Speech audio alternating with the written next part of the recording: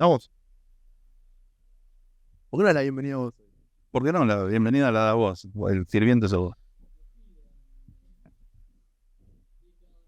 ¿Cómo va? Bueno, bienvenidos a un nuevo programa de Día N. Estamos acá hoy, bueno, con Emilio, como siempre. Alan detrás de cámara y tenemos el invitado sorpresa ya hoy, bueno, después van a ver quién es. Y, bueno, semana que empezó ya la campaña, digamos, ya están los spots publicados, la campaña ya arrancó. Bueno, ¿qué tenés? Primero, una pregunta, ¿quieres hacer? ¿Vas a tomar la coca hoy? ¿La había en formato cólera, la vas a tomar? No, es un apoyo psicológico. Por la otra vez estuvo todo el programa cerrada. Sí, está bien, pero igual me la tomé, no mangues. Hay un kiosco acá al lado. Me voy a venir. Bueno, ¿qué resumen tenés de la semana? ¿Qué opinas de lo que pasó la última semana en cuanto a Milei, Juntos por el Cambio? No, el único comentario para hacer a Milei fue el pedido que hizo ahora de cambio de votación de 2 leyes, que bueno, era para hacer el comentario, o sea, votó algo en contra y ahora pide Claro, es algo que- hizo una nota pidiendo cambiar el voto a positivo y le dijeron que no podía, que tenía que leer las leyes, participar en las sesiones y saber lo que estaba votando. Hay una pequeña salvedad igual, que es que fue un conjunto de leyes que se mandaron ese mismo día y no hubo tiempo para leerlas. Pero bueno, si es raro que vote algo y después arrepentirse, implicaría que una ley nunca, como el gato de Schrödinger, digamos, que no sabe si está aprobado o no, nunca, porque si uno tiene capacidad de cambiar el voto después de haberlo emitido, no hay ninguna confirmación nunca de si la ley se aprobó o no. A mí, cuando leí la nota, lo que me sonó es a la izquierda de no sé, pero me opongo. Bueno, hay parte de eso, tiene Entonces, que ver con que ya lo que yo siempre digo, ya no es una figura mediática, ahora es un diputado de la nación, y si está para votar leyes, tiene que leer las leyes, si es que no la leyó, yo no lo sé. Nos guiamos por lo que sale en los artículos periodísticos, pero bueno, sí, de última mostró la hilacha. el recurso de abstenerse, entiendo, ¿no? Si vos te abstenés y después te oponés, decís, che, esto me lo presentaron 12 horas antes, no tuve tiempo de leerlo porque no hay tiempo físico si lo presentás. Creo que fue la misma noche, o no sé cómo fue, la verdad, son noticias de último momento, pero, o sea, fue como muy poco tiempo para leer, creo que eran 60 páginas, que tenía un montón de leyes que él rechazó todas de facto, digamos, o sea, de una rechazó todas.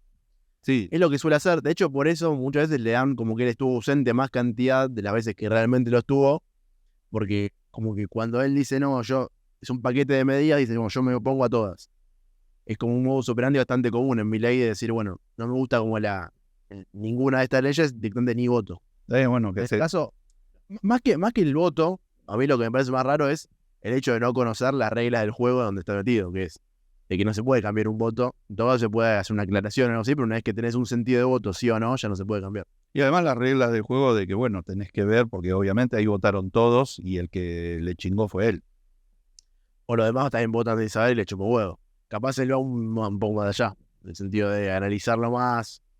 Y bueno. Está bien, el tema es que No, también hay que aceptar votó. Hay que aceptar a Emilio que los demás votan según lo que le dicen que voten.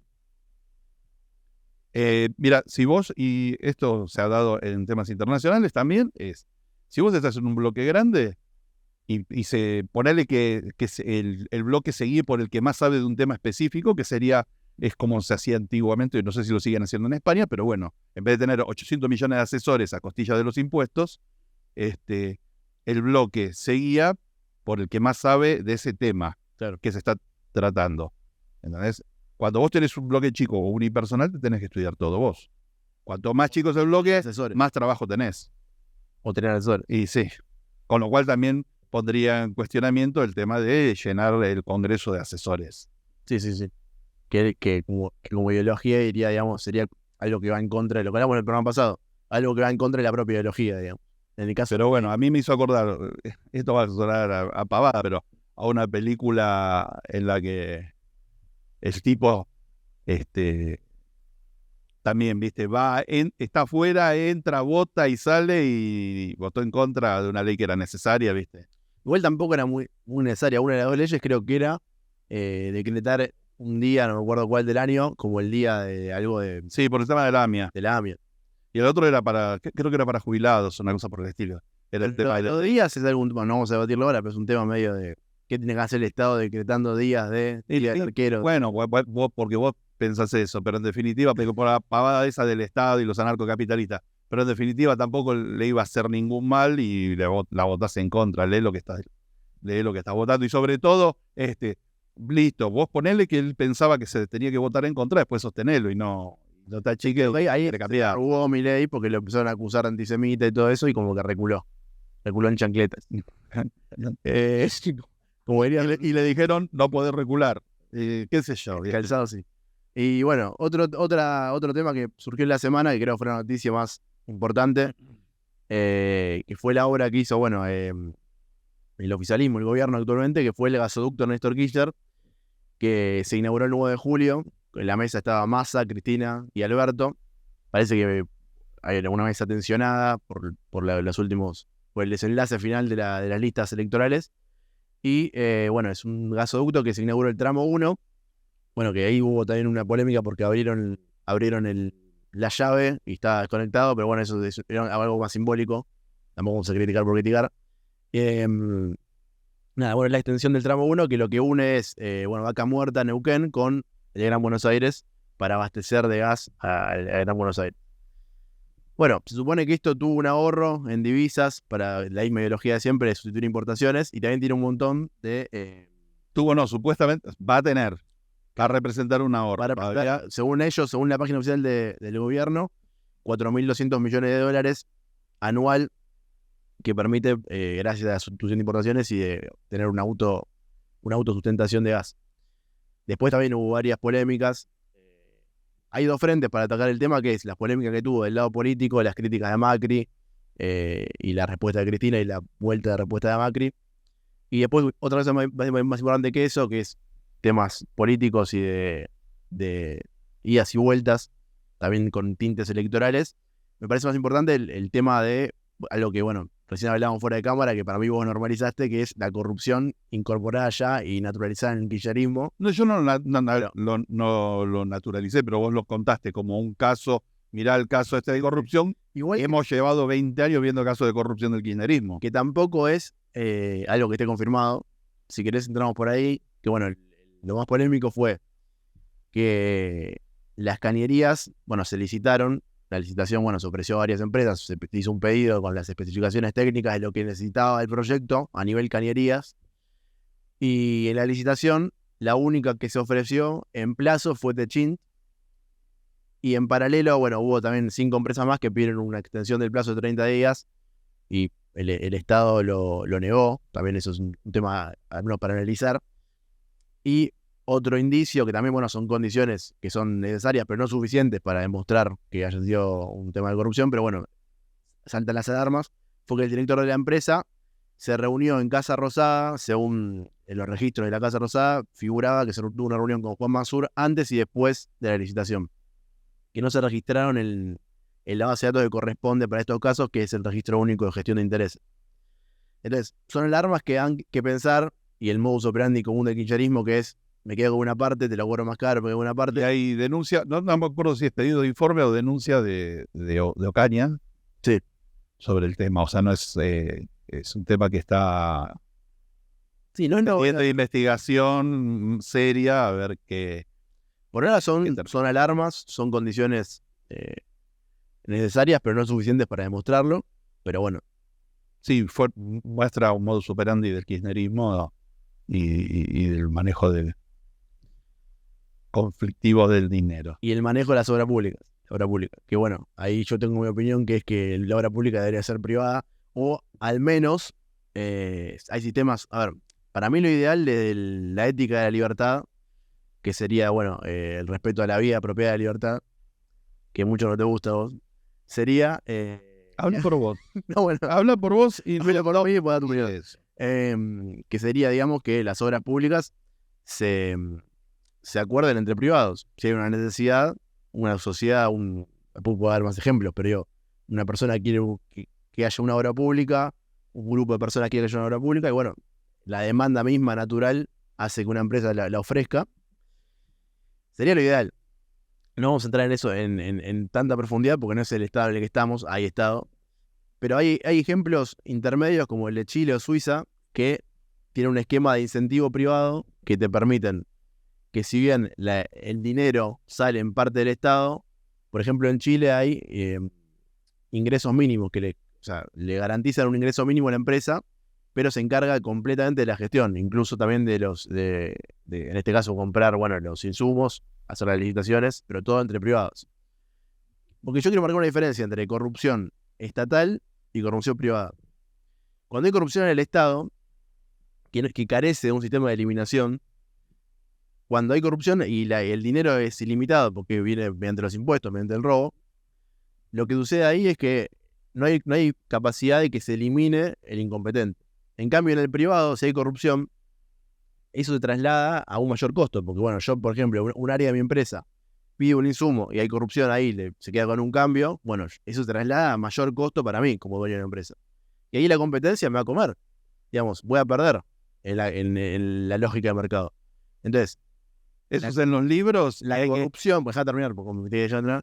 La corrupción en el sistema privado tiene un sistema de eliminación. Es el capitalismo, que es la competencia. En el sistema público no hay. Entonces, me parece un sistema superador, aunque sea llevarlo a un intermedio, como por ejemplo Chile o Suiza, o en el ideal que sería que se maneje con demandas naturales del mercado. Bueno, eso en los libros de Rothbard que te gustan a vos, pero no se comprueba en la realidad, sobre todo cuando lo que tendrían que estudiar, en vez de leer los libros de teoría que se hicieron en un gabinete, sino cómo ha sido la historia del capitalismo en la segunda mitad del siglo XIX, antes de que existieran las leyes antimonopolio y todo ese tipo de cosas. Entonces vas a ver que todas esas cosas que en la teoría funcionan de una manera, en la realidad funcionaron de otra. ¿Te di dos ejemplos donde funciona bien? No, yo te digo, cuando sacás todos los controles y todo eso, empiezan a aparecer los monopolios, y los monopolios se manejan no de manera clara ni con libre competencia y nada por el estilo. Y si no, yo siempre digo, vean la historia de Rockefeller, y después me empezás a hablar de los monopolios buenos y del capitalismo libre y todo eso, sin controles. Vamos a ver qué opinás. Chile y Suiza. Me acabas de decir que participa el Estado. Bueno, sí. Bueno, no. Es una solución intermedia. No, solución intermedia. Es como el caso del sistema de vouchers. Le trae cámara, también es 2 contra 1. No es 2 contra 1. El sistema de vouchers, por ejemplo, también. A ver, para. Hay gente que defiende también. El sistema de vouchers es lo mismo en la educación, que lo que hace es meter una capa de mercado. Bueno, pero me refiero, no siempre es blanco-negro. Una solución intermedia puede ser insertar una capa de mercado en el mecanismo para que vengan los beneficios del mercado, que es la competencia, la mejora mediante la competencia y el sistema de eliminación mediante la competencia, que elimina al incompetente producto, por ejemplo, de un fraude o una corrupción. Entonces, no siempre es o un sistema ANCAP, que sería la idea para mí, pero no es lo que estamos debatiendo, o un sistema como el de Argentina. Digo, el ejemplo de Chile o Suiza, ¿qué opinás, por ejemplo? Que participa el Estado, pero por lo menos es de gestión privada la obra pública. Está bien, uno tiene puede ser distintas modalidades. Lo único que, para volver a hablar del tema, el ANCAP es una ridiculez. Después tenés distintas formas de hacerlo en la realidad. Algunas te gustarán más y otras te gustarán menos. Para mí, lo destacable de lo que pasó con el gasoducto era una obra que se tenía que hacer sí o sí. Se retrasó un montón. Este gobierno la retrasó un montón. Y al mismo tiempo hace la semi-inauguración una fecha patria. Que sí, eso me preocupa porque es clásico de todos los años que hemos tenido kirchnerismo, que las fechas patrias son actos partidarios. En vez de ser actos del país, son actos de ellos. Con la típica escuela stalinista del partido-estado. El partido y el Estado son lo mismo. Y eso es lo que hizo que Cristina no le haya querido dar la banda presidencial a Macri. Porque ella considera que una derrota no, es alternancia en el poder. El estalinismo es claramente antidemocrático. Eso me pareció importante.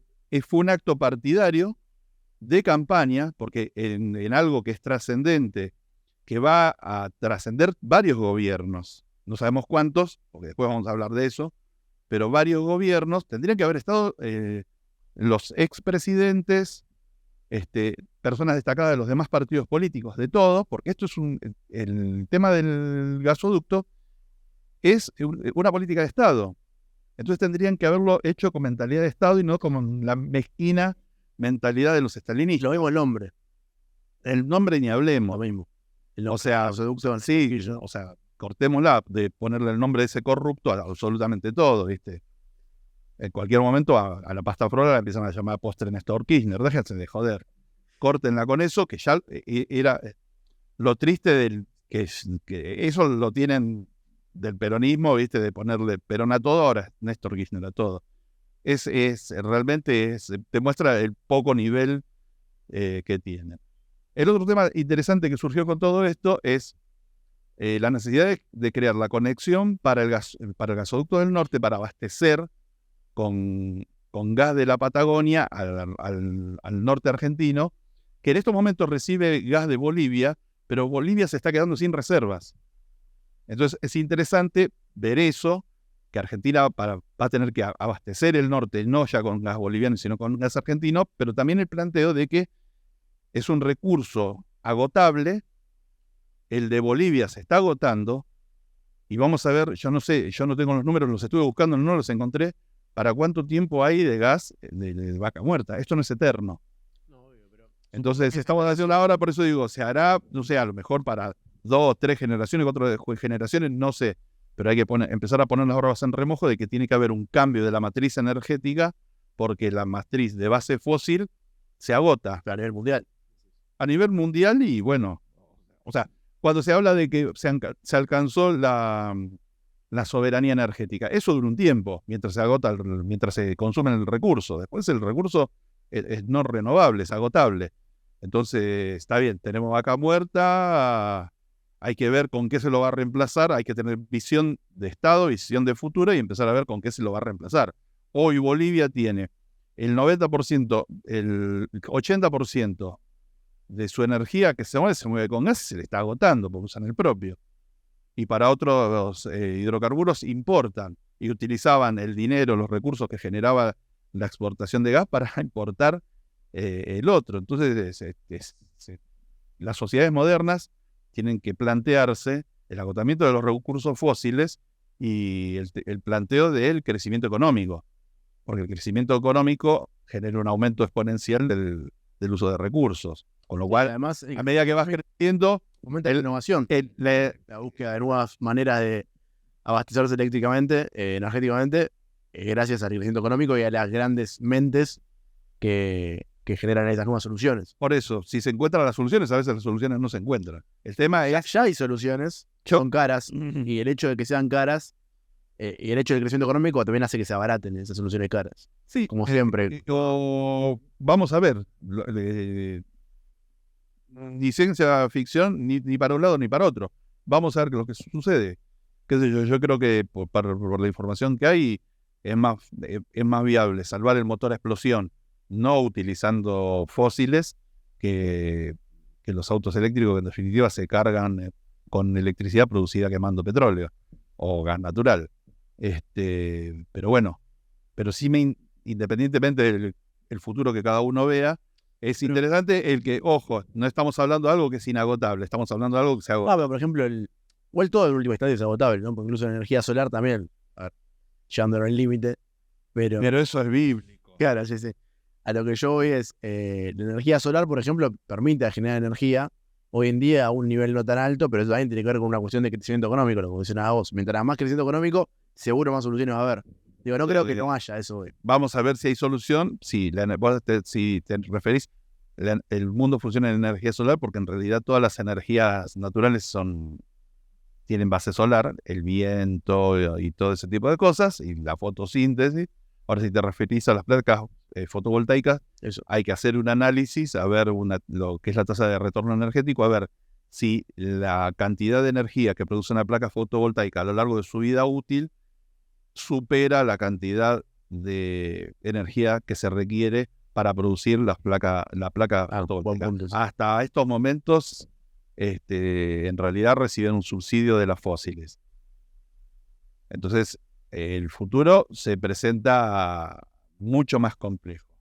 Nosotros hemos tenido con el petróleo, con el gas, con el carbón, una tasa de retorno energético altísima, lo que permitía volcar un montón de recursos energéticos a otras actividades que no era la extracción del recurso. Y eso ha ido bajando. O si no, podemos colonizar otro planeta. Vos el primero. Podemos ir a Marte, ¿no? Hay planes de Elon Musk para ir a Marte. Pero bueno, para pasar al siguiente tema, si querés, que fue lo que dijo Franco Rinaldi, en realidad lo que dijo no, cuando que se levantó los medios, La reacción, porque lo que dijo pasó un tiempo ya. Incluso podemos mecharlo también con el tema de lo que pasó la semana anterior, que fue cómo él pasó de ser víctima de discriminación a ser el victimario de discriminación, que fue también lo dicho del chico Lucas Luna, de La Libertad Avanza, que, bueno, en este caso el chico dijo, jamás en la vida votaría, o la gente jamás en la vida votaría a un discapacitado, que después podemos hablar si es una opinión o si es un dicho discriminatorio, y después, bueno, el Franco Rinaldi dijo, se levantó varias cosas, porque a Lucas Luna lo sacaron, creo que tenía un puesto en el Parla Sur, y lo sacaron y le revocaron la candidatura, le hicieron renunciar, digamos.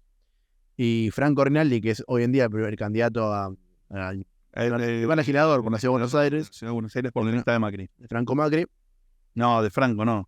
Franco Macri, Jorge Macri. Ya no está en ninguna lista. Bueno, Franco Rinaldi, por eso me confundí.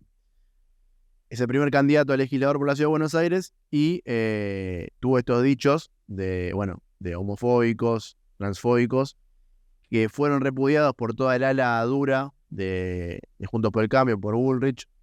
Y bueno, yo creo que él habló justamente una semana antes, cuando pasó lo de Lucas Luna, diciendo que él estaba en contra de la cultura de la cancelación y que por más de que lo que dijo el candidato de Milei, según él, estuvo mal, no le molestaba que la gente lo diga porque es parte de la libertad de expresión. Y bueno, entra un poco en el debate de hasta qué punto llega la libertad de expresión a la hora de ofender a alguien o a la hora de, bueno, en este caso también difamar, que alguien lo trató de homosexual cuando ni siquiera no es un homosexual declarado, también sería una difamación, depende de cómo se lo vea, y hasta qué punto esto está permitido y es ético, ¿no? No sé, te quedaste callado. No quiero que digas, no sé. No, mi opinión es, bueno, a mí, por ejemplo, me pareció bien que al chico de Libertad Avanza lo bajaran. Son acuerdos privados.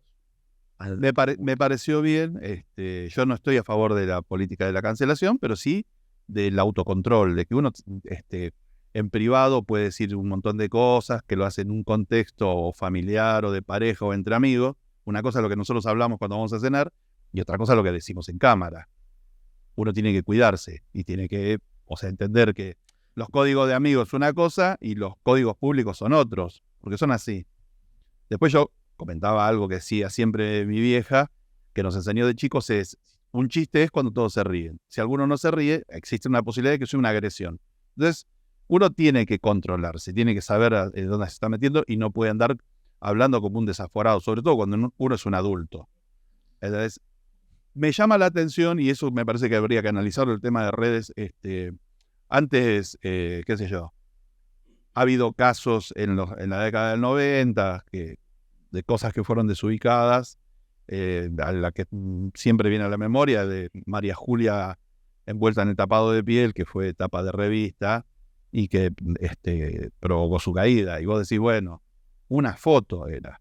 Hoy con las redes, con que todo corre a una velocidad enorme, uno tiene que ser cuidadoso con lo que publica, con las cosas que dice, y tiene que tener mucha más conciencia de las cosas que dice, porque se corren a mucha velocidad, puede afectar a mucha gente, los mensajes llegan a muchísima gente, entonces uno tiene que tener más cuidado. Y discúlpame, de la gente que hace política, hay que levantar la puntería. Necesitamos exigir que los políticos tengan un nivel por arriba de la media. Bueno, en ese caso igual todo ese tipo de cosas la deje para el ámbito privado. Creo que estamos de acuerdo que Rinaldi es una persona capacitada, fuera de esto, que capaz fue un exabrupto que tiene. Incluso lo hace en un programa que él cataloga como de humor, y Café con Franco, que lo hace por Twitch. No es que lo dijo en la tele o lo publicó en un tweet. O sea, fue algo antes de ser candidato, cuando ni siquiera creo que era político, nunca fue político. Pero Y el caso de Lucas Luna, bueno, tampoco era un candidato importante, era un candidato por el Parlasur que estaba, creo, incluso como suplente. Tampoco podés controlar más en una lista nueva como la de Milei absolutamente todos los candidatos. Siempre va a haber gente que probablemente no esté capacitada porque no puedes conseguir, no sé cuánta gente te necesita, pero como, al menos para la lista de legisladores tenés creo que como 30, después 30 más suplentes. Entonces, no es tan fácil conseguir gente que pueda tener este tipo de comentarios, que no pueda tenerlo, digamos. Es una salvedad que hay que hacer también. Y el hecho de que Franco Rinaldi es capacitado, pero estamos de acuerdo, ¿no? O sea, Sí, bueno, eso igual no habilita que uno falte el respeto a otras personas. Y bueno, que salga atacando con nombre y apellido o haciendo comentarios denigrantes, podemos decir, de otras personas con nombre y apellido.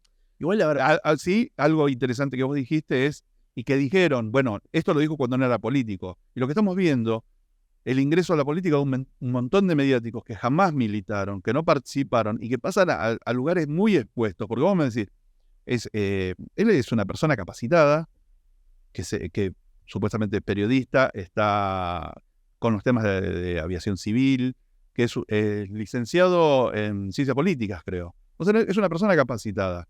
Pero a veces, y por eso hablamos de los ámbitos, cuando uno sale a posiciones que son muy expuestas, y bueno, tiene que tener mucho cuidado. Tiene que tener mucho cuidado cuando sale a posiciones muy expuestas. Sí, a eso me refiero.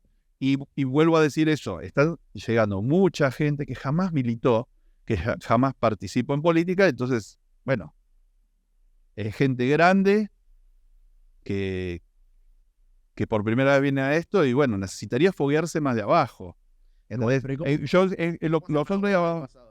no, el pasado no, pero me refiero, ahí te das cuenta que llega a cargos importantes, gente que capaz no debería haber sido el primero. Lo que yo digo, dije la otra vez, ¿entendés? Entraron al ejército y lo hicieron general. Empezá de cabo. Claro. Empezá desde abajo a formarte. Y lo otro que vos dijiste es cómo se hace en una organización, en este caso La Libertad Avanza. Las organizaciones se van haciendo de a poco y tienen que ir creciendo de a poco. Cuando se hace un crecimiento así tan grande y explosivo, y bueno, te va a entrar de todo, tratás de llenar los cargos con lo que sea, y no es la forma de construir una organización política. Las organizaciones políticas se van haciendo de manera un poco más artesanal, poco a poco. En otras palabras, quiere decir que no te parece bien que vaya directamente a la presidencia, digamos. ¿Cómo?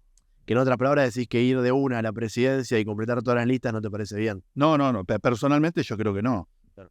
Bueno, o sea, una persona que hace poquitos años, un tipo grande, en este caso, vos querés hablar de Milei. Yo no estaba hablando de él, pero bueno, porque parece que yo soy el que le pega siempre. Hablamos de la lista. Pero una persona que pasa de ser un mediático a candidato a presidente, qué sé yo. Bueno, igual quería volver al tema de hasta dónde llega el humor. Vos dijiste lo que dijo tu mamá lo que decía respecto a que es cuando a alguien le da gracia, ¿no? No, mi vieja, a ver, no parafrasees a mi vieja. Mi vieja lo que decía es, chiste es cuando se ríen todos. Todos. Si alguno no se ríe, existe la posibilidad de que no sea un chiste y sea una agresión. Bueno, a ver, para mí, justamente, yo tengo una definición parecida. Justo la semana pasada, el domingo, vi la entrevista de Rebord a Listorti, que él dice, para mí el humor, o creo que cita incluso a otro humorista más importante, creo que de Estados Unidos, no sé dónde, que dice, el humor es cuando algo da gracia y que siempre el humor, la base es, te reís de algo o de alguien. Entonces, si vos no te estás riendo de nadie o de nada, en definitiva no es humor, sino que te reís, que le hizo un número a otro, no sé, es medio una estupidez, ¿entendés? El humor más inteligente es cuando realmente siempre ofende a alguien, para mí. Entonces, también quería mecharlo con algo que decía Rothbard, que también puede ser humor para vos. Que bueno, que justamente habla de calumnias e injurias, que el hecho de marcar esto como algo inmoral o como un delito, parte de la premisa de que la reputación de alguien le pertenece a uno mismo. Y eso es un error conceptual. La reputación de cada uno no pertenece a uno mismo, porque uno es una construcción que formó y es la opinión de otros individuos, no de uno mismo. Si no sería lo que uno piensa de uno mismo, no la reputación. Entonces, yo no creo que esté mal per se ofender a alguien. Simplemente es algo que vos podés decir, bueno, yo no consumo este tipo de humor porque me parece que, bueno, no va conmigo, no me da gracia, pero si alguien... Yo invierto en lo que decía tu vieja, para mí al revés. Con que a alguien le dé gracia ya es humor. O sea, Entonces, si a alguien le da gracia, ya esa persona la puede consumir como un método. Aunque vos lo que estés haciendo es denigrar a una persona y se rían de... Para mí sí. O sea, en lo que dijo Rothbard va contra... Rothbard siempre lo que quiere hacer es la cuadratura del círculo. Es de encontrar lo raro en el sentido común. El sentido común marca otra cosa y es como y por sentido común se manejan las sociedades. Después que haya teóricos que dicen pavadas para demostrar que la sociedad está equivocada. Hoy en día el delito de calumnias, como te decía recién, es ilegal. O sea, vos hoy calumniar a alguien según la ley es ilegal solo si la calumnia que haces es de un delito. Como decía recién, yo te acuso a vos de un delito, bueno, esa acusación mía, si se demuestra que es mentira y que la hice con una intención de vulnerar tu reputación, es ilegal. Ahora, si yo te acuso de algo que no es un delito, no es ilegal.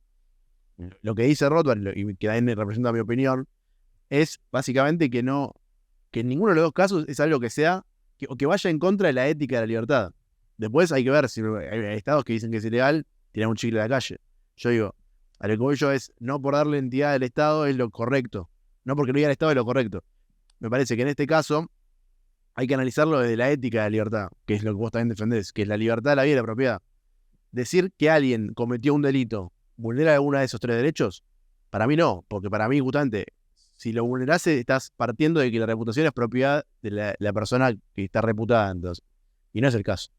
Pero bueno, es algún agregado que quería hacer. Vos no compartís, pero... No, yo no comparto, y además todas esas cosas teóricas descolgadas de la realidad me parecen cosas de teóricos descolgados de la realidad. ¿Para vos vulnera algún derecho acusar a alguien de un delito? Me hiciste acordar de un amigo que ya murió, que venías... Nunca respondí una pregunta. Y vos respondés, se zarpaba, te decía algún comentario zarpado y después te tocaba así y decía chistazo. ¿Entendés? Yo creo que en este caso es alguien que se zarpó y después dijo, no, era humor. No era humor. Había pasado los límites de... ¿Pero quién define qué es humor? Por eso, no vamos... Eso es una discusión que no vamos a saldar acá. Yo creo que no tiene que haber... que se tiene que respetar la libertad de expresión, pero también cada uno entender cuáles son los límites de lo que puede expresar. Y no me refiero a la autocensura macartista, sino entender que yo, para decirte lo que pienso de vos, hay ciertos límites y hay límites en lo que digo y límites en la forma. Y que decir las cosas así en crudo y a lo salvaje es de pendejo. Eso es de nene chiquito. Con la convivencia en sociedad y la maduración, uno empieza a aprender que tiene que tener. Ya mi pregunta, porque vos estás haciendo apreciaciones personales. No, vos me haces una pregunta sobre un tema teórico que dijo un nabo con el que yo no comparto. Yo te pregunto si para vos, a ver, porque vos haces apreciaciones que decís, bueno, esto es de nene o de persona inmadura, y tu propiedad es tu pensamiento, y no la hay que invadir. Lo que yo te digo es, si para vos invade algún derecho el hecho de acusar de alguien de hacer una calumnia, una injuria. Sí, obviamente. ¿Cuál? Pero ¿cómo alguien va a ponerse a hablar sobre vos y decir cosas? ¿Qué derecho invade? Bueno, no, o sea, se pregunta para vos. No. Vos considerás que lo que piensa la gente de vos está en la cabeza de los demás y entonces a vos no te tiene que por qué afectar, y la realidad es que lo que opinen los demás y sobre todo lo que echen a rodar, ¿entendés? Sí te afecta a vos, porque si todo el mundo empieza a decir que Ian es un violín, ¿entendés? Toda la gente se va a empezar entonces, si te afecta, no te afecta según lo que dice Rothbard. Pero no es propiedad mía esa reputación. Yo tengo que encargarme. Sos el afectado. Lo importante no es quién es el propiedad, porque no hay, a ver, en ese tipo de cosas no hay una escribanía ni un título de propiedad. Entonces no hablemos de quién es el propietario. A mostrar pruebas de lo contrario. O decir, bueno, si no tenés pruebas no puedes acusarme. Obviamente, bueno, en eso entra también. No, porque yo puedo decir, bueno, mi libertad de expresión, yo salgo a decir que vos sos violín. Esos son esos planteos teóricos del libertarianismo, del anarcocapitalismo, son todas estupideces. Esa es una discusión que tenemos programa a programa. Son estupideces. Si yo salgo a hablar de vos y decir cosas que no fueron y que son realmente jodidas, el resto de la sociedad va a tener una mirada sobre vos distinta y a vos te va a afectar en un montón de cosas. Pero yo no niego que no me afecte. Entonces, bueno, no. Lo que defiendo es tu libertad de decirlo. No. No niego que no me afecte. No. Libertad de decirlo no es. ¿Vos? Yo creo que nadie... Ir y decir mentiras o salir a atacar innecesariamente en cosas. Si vos sos un violador es una cosa, ¿viste? Después salir a hablar de los gustos sexuales de una persona o lo de eso, Hay que analizar meterse ahí, en la vida privada hay que que no afecta a terceros. analizar ahí cuál sería el costo de acusar a alguien de algo falso. Yo creo que también acarrea un costo social. nosotros tenemos una constitución que es liberal, por lo menos en origen, en el 53 era liberal. Y ahora clásica. Y tiene un artículo que dice que las cuestiones que no están prohibidas por las leyes y que no afectan a terceros, ¿viste? Son del ámbito privado. No, pero te digo, La la ley actualmente es así como te digo. Entonces, Calumniar lo que es un delito es un delito. y bueno, si vos salís a calumniar a una persona, listo, estás afectando el buen nombre de otra persona que tiene todo el derecho de incluso a accionar contra vos. Hubo una buena época en que la acción incluso era directa. ¿Entendés? No era solamente de vía judicial y era legal. ¿Entendés? Bueno, entonces dos personas, es un poco anarquista. Sí, no era anarquista, era legal esa forma. Es de que dos personas se pusieran de acuerdo. No, él era anarquista, pero Yo puedo elegir. no vamos a decir cagón porque queda feo, pero claro, ¿viste? Yo puedo elegir no hacerlo y también es parte de mi libertad. Pero me refiero a que no tenés derecho a meterse en la vida privada de la gente, a menos que afecte a terceros.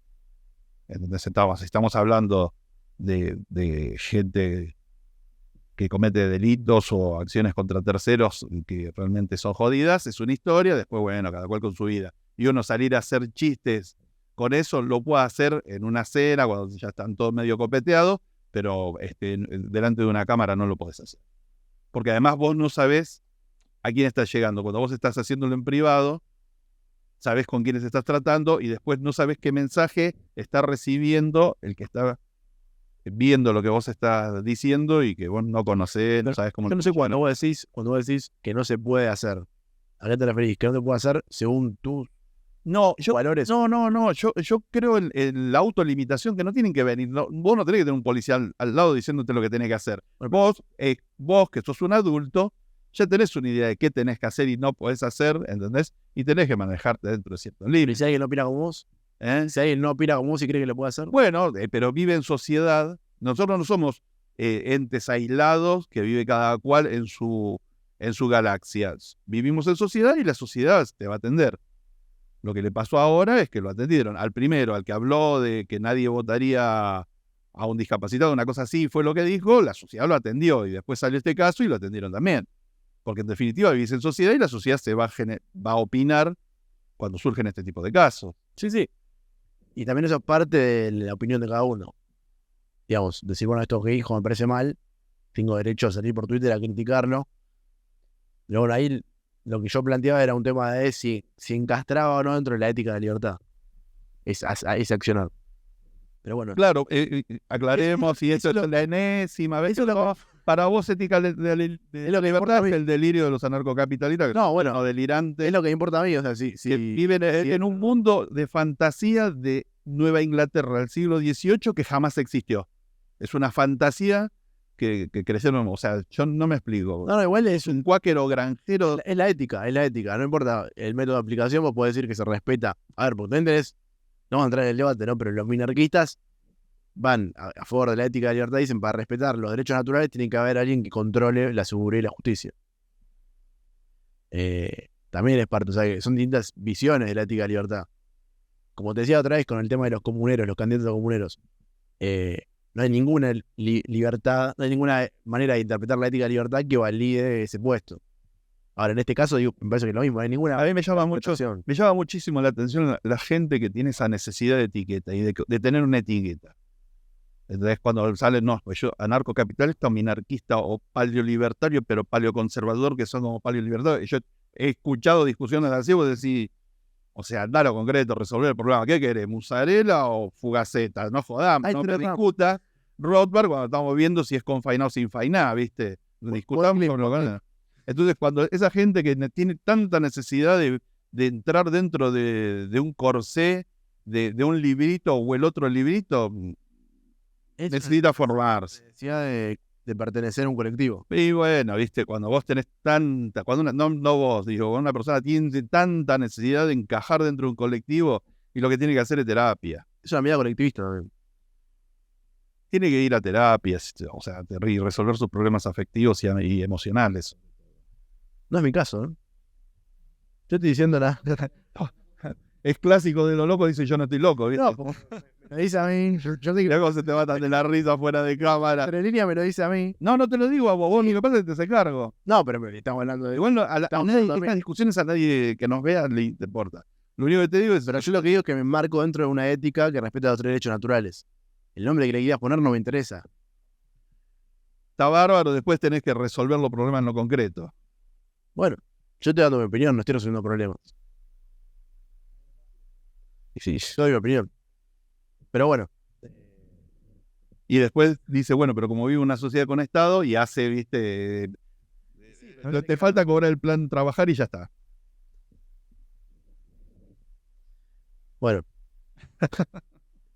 Pasamos, si querés, al siguiente tema, que bueno, va a entrar el invitado, que es, vamos a hablar sobre el liberalismo en Brasil. Tenemos un invitado que vino de allá, de tierras brasileras, que es, bueno, sobre el estado en el que está el liberalismo y los partidos que hay. Y bueno, también quería hacer un paralelismo entre el fenómeno de Bolsonaro y el fenómeno de Milei. Pero bueno, antes como hacemos, director.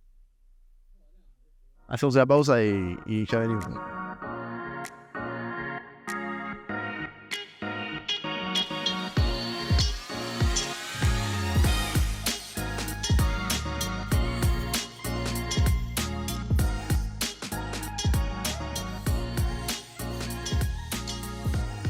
Bueno, volvemos por invitado en mesa ya.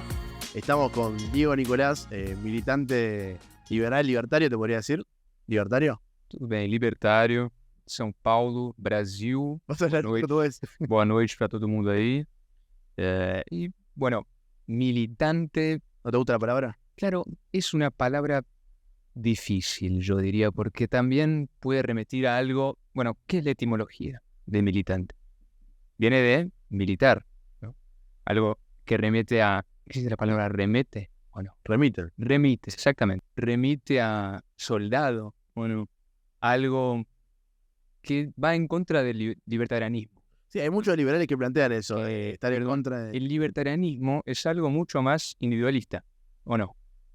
Sí. Porque, y no hay que confundir el individualismo con egoísmo, que mucha gente lo confunde, aunque el egoísta pone su ego por encima de todo y el individualista pone el individuo por encima de todo, ¿no? O sea, él es tan individuo cuando yo lo soy. Entonces, yo creo que militante, tal vez, no sé, tal vez yo trato por lo menos de seguir la filosofía libertaria. Activista. Sí, porque un activista libertario, ¿qué es? Es un tipo que trata de vivir su vida a pesar del Estado y de las oligarquías financieras transnacionales. O sea, alguien que a pesar de todo eso trata de vivir su vida evadiendo varias cosas. Claro, agorismo, exactamente. ¿Qué es el algoritmo? Esa es la palabra. Sería como, está el filósofo, el escritor ese Conkin, ¿no? Que habla mucho de agorismo. Yo no lo leí tanto, pero estudié un poco para decir que agorismo es tratar de evadir el Estado de las más diversas formas, como por ejemplo evitar, ¿cómo se dice? Nota fiscal, la notiña que... Facturas. Facturas, exactamente. O sea, tratar de evitar esas cosas que están conectadas al Estado, También tiene de todas formas. No reconocerlo como alguien con poder. Exactamente. Vos vivís a pesar del Estado. O Y, sea, es actuar en contra porque no le cedes el poder. sí, exactamente. Tipo eso. Y bueno, vos vivís en Brasil y en Sao Paulo, ¿no? Sí, ¿Y sí. cómo viene Ya. el liberalismo ahí? O sea, vos, ¿hay partidos libertarios en Brasil? O, bueno, entiendo que hoy en día la derecha la tiene Bolsonaro, pero también hay que ver si el liberalismo es derecha, ¿no? Mucha gente allá se dice de derecha y de izquierda, pero parece que mucha gente se olvidó qué significa derecha e izquierda. Esos conceptos que, por lo menos en mi humilde opinión, son conceptos que están bastante oxidados allá, ¿no? En la Revolución Francesa, y permanecieron allá, ¿entendés? O sea, los políticos lo traen como una forma de instrumentalizar. Esa es la forma que yo veo, mi humilde opinión al respecto de esos conceptos, y buscan instrumentalizar de forma colectivista, evidentemente, a la gente y todo. Entonces, yo no diría derecha, izquierda y todo eso. Yo trato de simplemente seguir la filosofía libertaria, ¿eh? Y bueno, pero la derecha ya está muy fragmentada, derecha, digamos, ¿no? Y porque tenés, por ejemplo, los partidos políticos, Yo, son todos iguales. yo cuando Ese es el busqué en problema. Google Partido Libertario de Brasil, antes Sí, apareció el Partido Novo, por ejemplo. Partido ese es el tema. El Partido Nuevo es uno más, de tantos partidos, ¿sí? Eh, yo te diría que son todos iguales, pero bueno, algunos te van a decir otra cosa. Y entre el tema Bolsonaro, que incluso tiene mucha relación con lo que ustedes estaban hablando antes, sobre libertad de expresión. Porque lo que alabancó Bolsonaro fue la información descentralizada. Y ese es un punto muy importante porque tiene mucha relación con todo el libertarianismo y cómo puede ganar más y más personas que le entiendan, ¿no? Y la información descentralizada es lo que llevó a Bolsonaro a donde llegó. Y es un tema interesante porque Milei fue distinto si lo comparamos. Porque Milei ganó mucha popularidad en las cadenas de televisión, medios corporativos. Claro, más centralizado. Y, por ejemplo, yo por lo menos no lo vi más a Milei yendo a esos programas porque parece que le están alejando, no sé, tal vez lo siguen llamando, no sé. Pero vos ves que son cadenas de televisión más centralizadas y vos ves que los medios descentralizados de información, como por ejemplo este podcast, que también está en una plataforma que a principio es de media descentralizada. Vos ves que el pueblo habla mucho por esos medios de comunicación. El pueblo sin intereses. Las Sin redes. intereses, claro. Ya las redes pueden traer muchas cosas malas también, ¿no? Fake news y todo eso. Pero el tema es, como dijo Emilio antes, cabe a la responsabilidad del individuo. Claro, cabe a su responsabilidad discernir aquello que es coherente con la realidad, aquello que condice y aquello que no. O sea, filtrar la información. Y eso, ¿entendés? ¿Qué me dicen ustedes al respecto de la información descentralizada y si lo puede ayudar a Milei de alguna forma? No, la información descentralizada es importantísima, es interesante, pero como dice Pérez Reverte, si la persona que la recibe tiene capacidad de discernimiento. Exactamente. Si vos podés separar la paja del trigo y darte cuenta de lo que es real de lo que no lo es, entonces es muy útil. Si no, tiene sus peligros. Yo con respecto a Milei, la diferencia que veo, una de las tantas de Milei con Bolsonaro, es que Milei surge siendo un mediático que lo meten en la política, y Bolsonaro ya venía en la política. Bolsonaro era un Bajo relativamente desconocido, claro, pero que ya estaba incluso en el ya Parlamento. estaba. Sí, exactamente. Entonces son dos casos distintos. Un tipo que sí, que es un político, que venía participando y que sale a la vista del gran público, y otra cosa es un tipo que lo llevaban porque era ruidoso y la gente y convocaba Es audiencia. exactamente lo que y era después- Bolsonaro. Es exactamente eso. Era un tipo que convocaba mucha audiencia, lo llamaban a programas de televisión. Bolsonaro. A Bolsonaro. Pero él ya estaba en la política. Claro, ya estaba en la política. Ya estaba en la política. En cambio, en el caso de Milei era alguien que no Sí, estaba en la política, claro, simplemente era ese es el mediático. Sí, sí. Pero ¿qué otra diferencia ven? Porque hoy en día se lo compara mucho con Bolsonaro, con Trump. Se lo compara mucho, pero también yo veo que Milei, o sea, la bandera Don't Tread on Me, acá es muy famosa por Milei. Y Bolsonaro lo que hizo fue agarrar más la bandera de Brasil, Claro. ¿no? Y hoy en Argentina le agarra más Juntos por el Cambio, la bandera. Claro, me imagino, sí, la reta y eso. Y bueno, y el tema es que, yo no sé, el tema de Bolsonaro es complejo porque yo diría que fue un gobierno evidentemente muy polémico, pero era evidente lo que los medios de comunicación centralizados hacían con Bolsonaro. Eso era algo bastante evidente. acá también se mostraba mucho, o sea, por ejemplo, eso de denigrirlo y todo.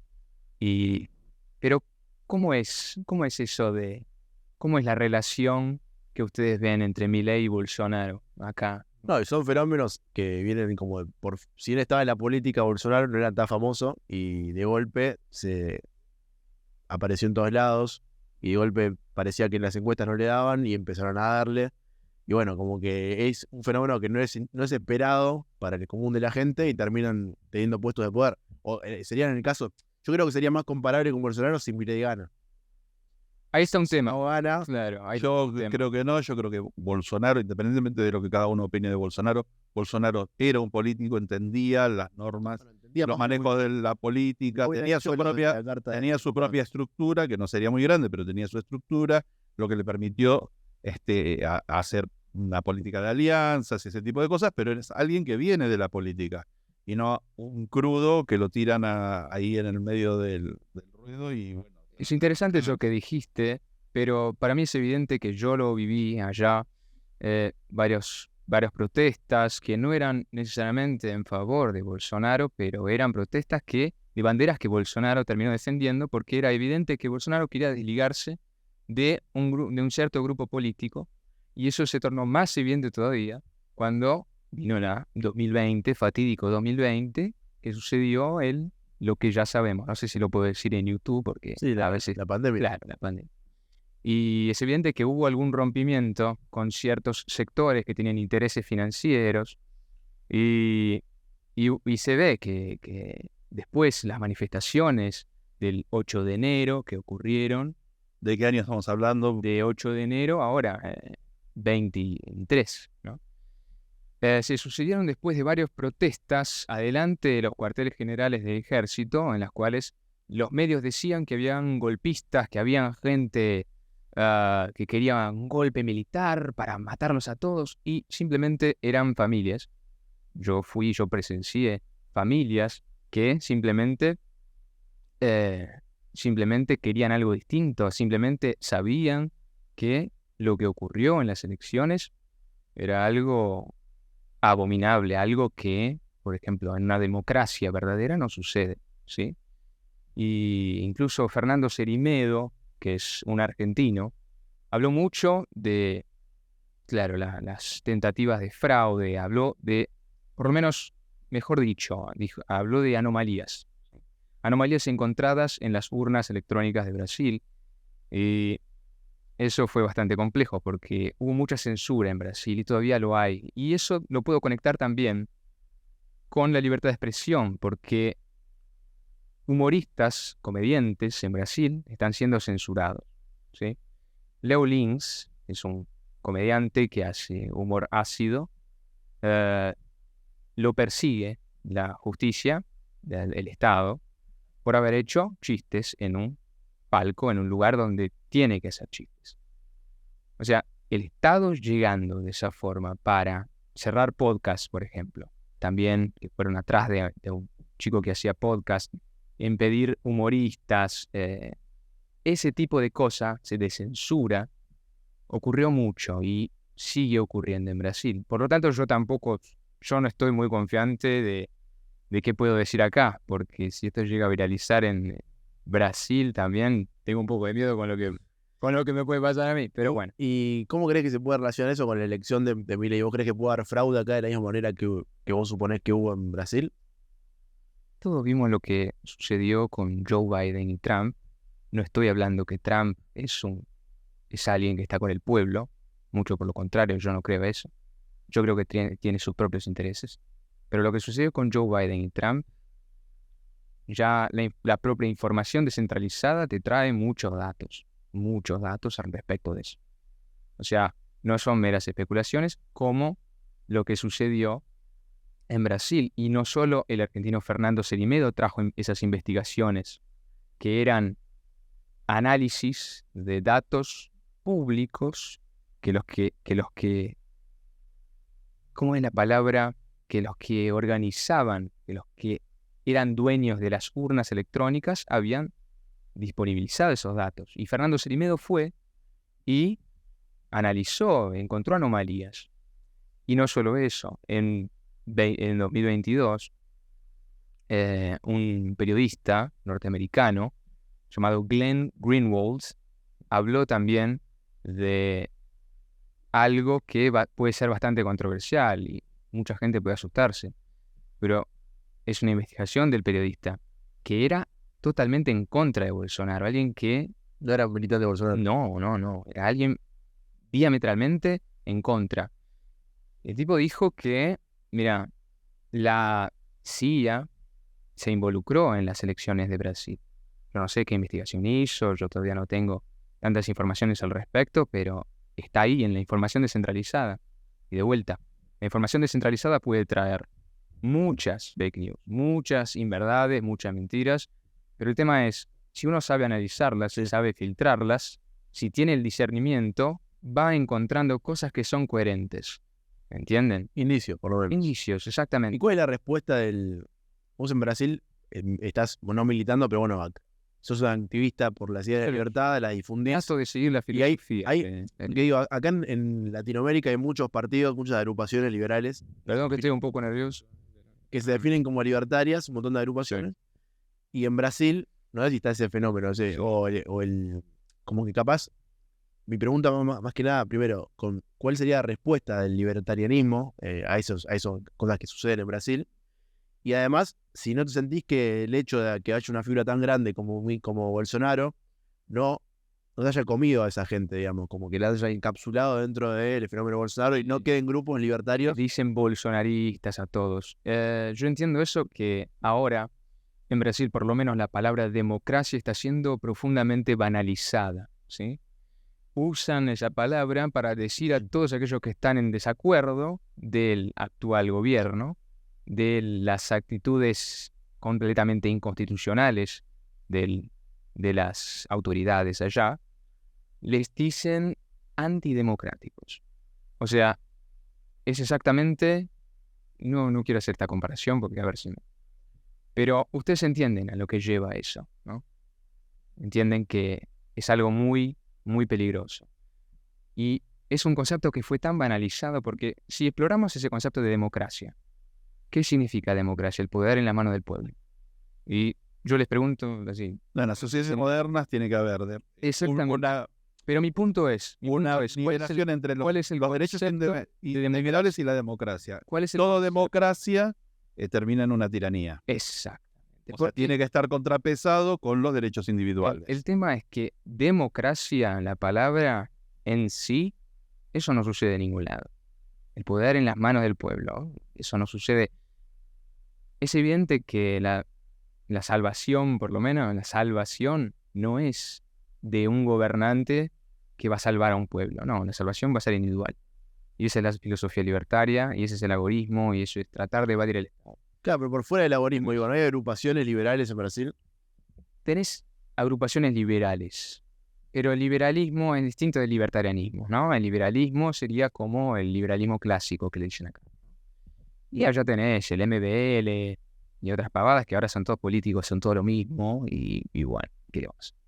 Y cuando te referís a todo lo mismo, todo lo mismo.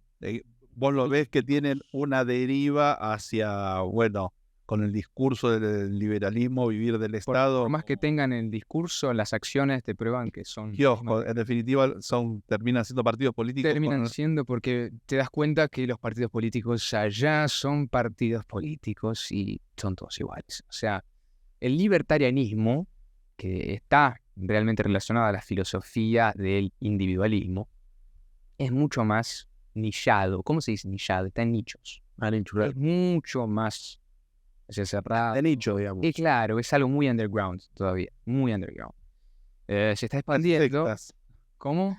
Sectarios. Claro, es algo chiquitito, no sé, varias células. Porque no es un agrupamiento que hace como acá. No como en Argentina. Milei trajo, o sea, todo eso que no lo trajo Bolsonaro. Claro, esa es la diferencia también con Bolsonaro. Exactamente. Que Bolsonaro no se define como liberal ni como libertario. ¿Él cómo se define? ¿De derecha, dice, no? Claro, él se define de derecha, conservador, por las costumbres, por la familia. Y es algo que incluso el pueblo más humilde se relaciona mucho con eso, porque allá tenés una gran mayoría de católicos, evangélicos, Claro, no sé, cristianos, digamos. Una gran mayoría de mucha gente religiosa y todo en Brasil. Y Bolsonaro, ves que, o sea, se conecta con esa gente muy fácil, ¿sí? En realidad, gran parte del pueblo, ¿no? El agro y todo eso. Y las medidas que tomó, o sea, la transposición del río San Francisco, una de las medidas que tomó, por ejemplo, los medios no, Para investigación. claro, los medios no, nunca lo noticiaron y fue una medida que salvó a todo el mundo en el nordeste, entre comillas, salvó porque fue fenomenal. Pero Lula fue y ya lo cortó, ya lo destrozó. Pero bueno. Y nada, o sea, Hay discusiones de cómo desarrollar el nordeste. claro, Y, claro. En el gobierno de Bolsonaro tenías eso y ahora Lula vuelve la mafia de los camiones pipa, que son los Eso que llevan agua. te referiste, el agua para consumo humano. Claro, sí. Porque después, bueno, desde lo Siempre fue muy productivo pobre, sí. hay todo otro. Porque el agro de Brasil es muy fuerte y ahora que la ascendió Lula, vos tenés mucho equipo por detrás de Lula, que es muy complicado, tiene muchas relaciones con oligarquías financieras transnacionales. Vos ves que probablemente Brasil se va a la mierda ahora. Puedo hablar, Sí, puede ser lo que Sí. quiera. bueno, y el tema es que ahora peor que nunca, porque si ves el contexto geopolítico, o sea, se va toda la desgracia, ¿no? Porque no sé si ustedes saben lo del Great Reset y todo eso. ¿Lo de? Lo del Great Reset, ¿o no? No. El Great Reset es una tentativa, ¿cómo se dice? Una Sí, está tentativa. tentativa de eliminar de disminuir los recursos, tornarlos escasos, ¿sí? En todo el planeta. O sea, acabar en gran parte con los medios de comida, Por eso, ¿quién lo haría? de alimentación, lo que yo te dije, oligarquías financieras, o sea, la gente que tiene mucha guita, poder corporativo que está por encima de los estados, transnacionales, Mediante los que estados. transcienden naciones. Pero, ¿Entendés? pero ¿cómo sería la operación? Digamos, mediante los estados hacer eso. Mediante los estados hacer eso, mediante corporaciones, o sea, tenés el tema de BlackRock y Vanguard, pero eso es otra cosa. Vanguard y BlackRock son los dos mayores gestores de activos. ¿Cómo se dice gestores de activos? Sí, Sí, los que Sí, gestionan los capitalismo. activos. Claro. Sí. Magnocapitalismo. Ese término es interesante discutirlo después porque el capitalismo es un término medio, no sé, estaría es bueno discutirlo. Pero esos tipos son los que controlan la guita del planeta. ¿Me entendés? Y bueno, ahí en ese tema nos vamos a alargar, pero está bueno, vamos a enfocarnos en Brasil y todo eso, ¿sí? Y nada, ahora espero que pueda compartirles algunas Sí, versiones. no, yo lo que te decía respecto a Pero Bolsonaro. obvio, evidentemente, un disclaimer acá.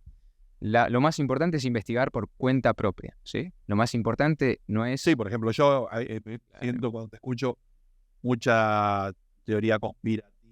Exactamente, eso es lo que puedes creer, claro, exactamente. No, Uno lo tendría que investigar por cuenta propia y tendría que filtrar esa información, como yo dije, y ver lo que condice con la realidad y lo que no. por ejemplo, Perfecto. me acordaba cuando vos hablabas eso, Sí. están hablando del tema de la falta de agua en Montevideo, que no es la falta de agua en Uruguay, sino en Montevideo. Lo que pasa es que 2/3 de la población de Uruguay viven en Montevideo y están con el problema. Y bueno, ahora están con que se roban los recursos. No está lloviendo hace 3 años. Mirá vos. ¿Entendés? Entonces, y Montevideo está frente al Río de la Plata, pero el Río de la Plata, a la altura de Montevideo, es salado, porque ya está prácticamente sobre el mar, que es la ventaja que tenemos en Buenos Aires, que estamos aguas arriba, entonces el agua cae dulce. Pero vos decís, no, están golpeando botellas y eso, diciendo se roban los recursos, se los llevan.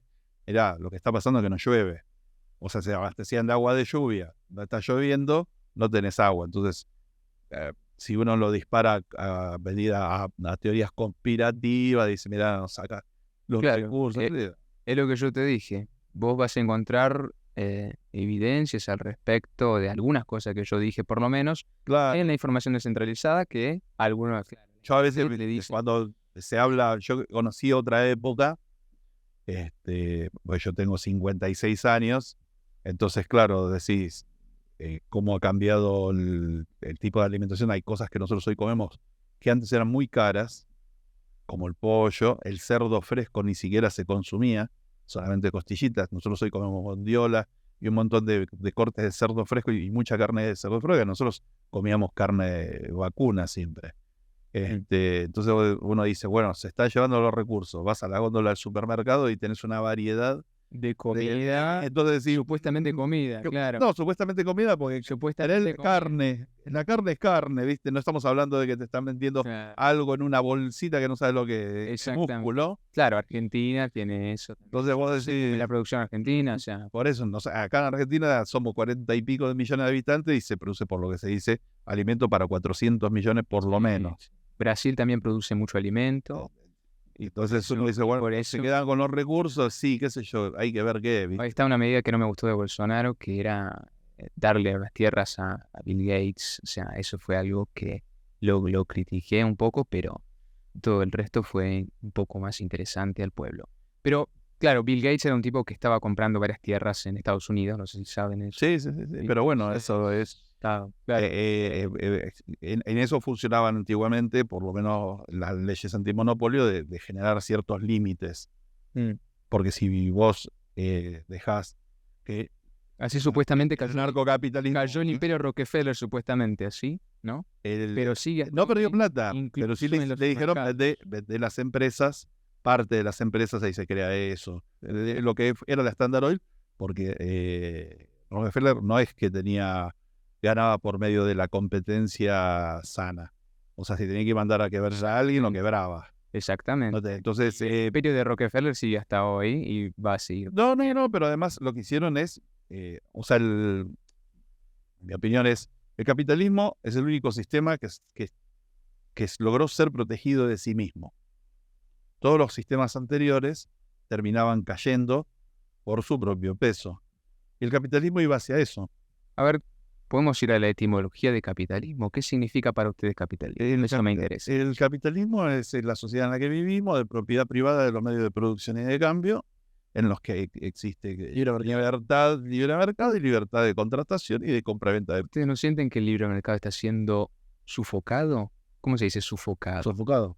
El libre mercado está siendo sofocado y es medio como una válvula de escape que los pequeños productores tienen para salir, o sea, de los grandes monopolios. O sea, los grandes monopolios, los grandes oligopolios, ellos estrangulan al mercado, a la libre competencia y todo eso.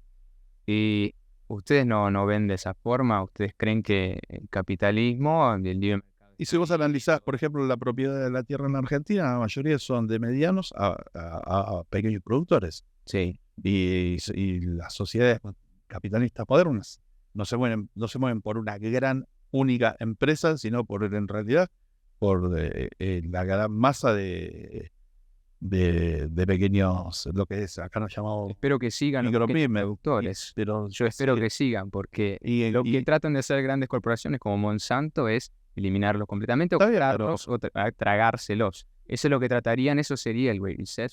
Reordenar las cadenas de suministro. pero además existe Sería básicamente la realidad, cuando la bajás a lo chiquito, vos podés tener la gran empresa, ¿Sabes lo que es la realidad? El algoritmo. el kiosco sigue funcionando, el almacén de cercanía sigue funcionando. Y la que vende churro quiere ser agorista. En realidad no quiere, es agorista. Trata de ser agorista. Desconocer que el Estado tiene capacidad sobre vos, tiene Existir. poder sobre vos, Sí. y accionar en ese sentido. Por ejemplo, comerciar en negro. En negro, hacer las cosas en negro. Claro. Eso es algoritmo. Sí. Básicamente, sí. El Bitcoin. Claro, el Bitcoin. A él no le gusta, ¿no? Me imagino. ¿Por qué no te gusta? Esa es una discusión para otro día.